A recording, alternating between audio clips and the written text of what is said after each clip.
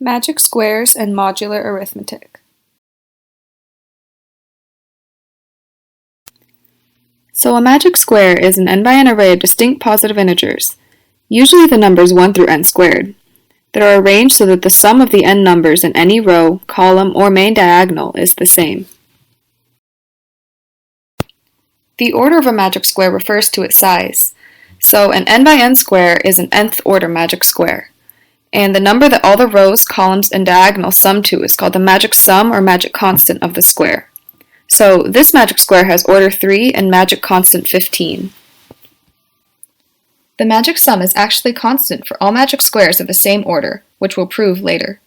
So, how do you find the magic sum of an nth order magic square without just generating one?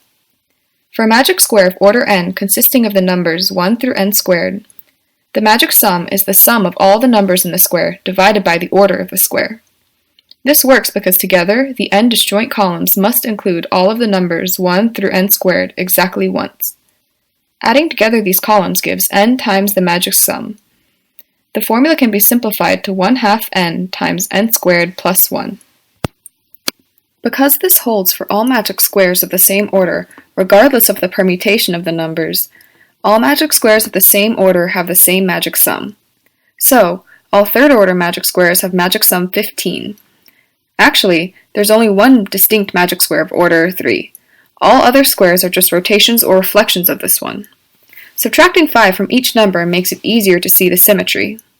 In fact, even when the magic square is filled with numbers other than the ones 1 through 9, all magic squares of order 3 are in the same format, shown below.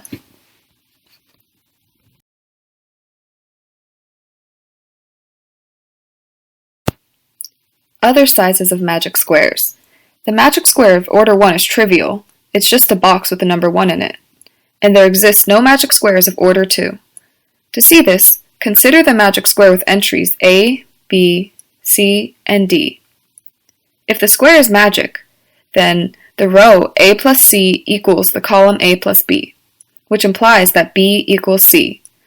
This is a contradiction because the entries of a magic square must be distinct. Therefore, there are no magic squares of order 2. Here are some examples of magic squares of various other orders. There are 880 distinct magic squares of order 4 and 275,305,224 magic squares of order 5. Nobody knows how many distinct magic squares exist of order 6, but it is estimated to be more than a million. You might be wondering if there is any easy way to construct a magic square without resorting to guesswork, especially for squares of larger order. Luckily, there are many. De la Loubert, the French ambassador to Siam at the end of the 17th century, devised the Siamese method of constructing magic squares of odd order. This method begins by filling in the middle cell of the top row with a 1, and continues filling in the numbers 2, 3, 4, and so on in the diagonally adjacent cell northeast of the previously filled cell, wrapping around the edges as if they were glued together. After reaching a cell that is already filled, move to the cell immediately below the cell just filled, and then continue until the square is full.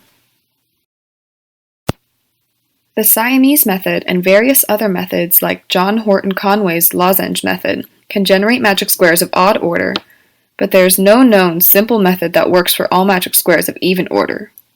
However, Conway also developed a method of constructing squares of an order divisible by 4. First, number the square 1 to 16k squared from the top left to bottom right. Divide the square into 4 by 4 subsquares and mark the numbers on the main diagonals of each subsquare. The example below only has one 4 by 4 subsquare. Then, reverse the numbers in each of the diagonals as shown. Here is an 8 by 8 magic square constructed using this method. Proving that these methods work can be done with algebra, but the proofs are difficult and too long to include in this video. There's an elegant method of constructing magic squares using modular arithmetic. This method involves Latin squares, which are n by n arrays filled with n different symbols, each occurring exactly once in each row and exactly once in each column. To construct an nth order magic square, we can first generate Latin squares filled with the numbers 0 through n minus 1. This can be done using addition and multiplication tables mod n. For example, consider the function f of x and y equals 5x plus y mod 7, where x and y are the numbers 0 through 6. The results of this function are shown in the table below, and it is easy to check that this is a Latin square. Next, we generate another Latin square with the same constraints that is orthogonal to the first Latin square. Two Latin squares containing the same elements and of the same order are mutually orthogonal if, when overlapped, each of the possible n-squared order pairs occurs exactly once. Consider the function g of x and y equals 5x plus 3y mod 7, the results of which are shown below. Again, this is a Latin square, and it is orthogonal to the first square. We can combine these two orthogonal Latin squares to create a Graco-Latin square. To turn this into a magic square with the numbers 0 through n squared minus 1, we use the function h of x and y equals f of x and y plus 7 times g of x and y, the results of which are shown below. This generates a magic square of order 7 and magic sum of 168.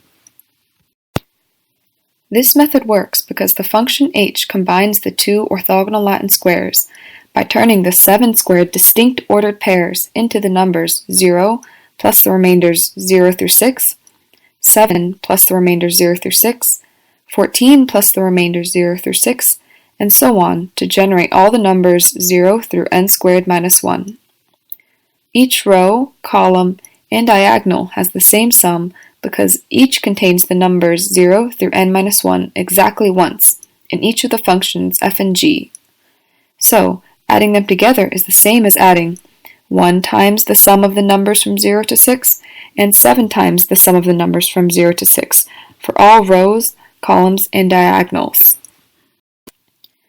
In general, if the functions f of x and y equals ax plus by plus c mod n and g of x and y equals dx plus ey plus f mod n create two n by n orthogonal Latin squares, then the function h of x equals f of x and y plus n times g of x and y will create an n by n magic square of the numbers 0 through n squared minus 1.